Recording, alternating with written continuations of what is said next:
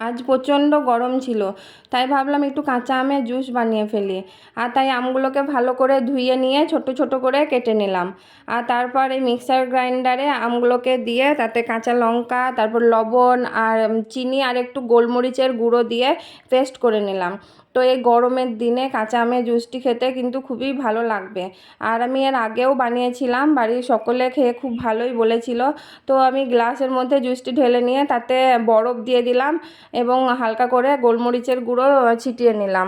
আর ডেকোরেশনের জন্য গ্লাসের সাইডে একটু করে লেবু দিয়ে দিলাম।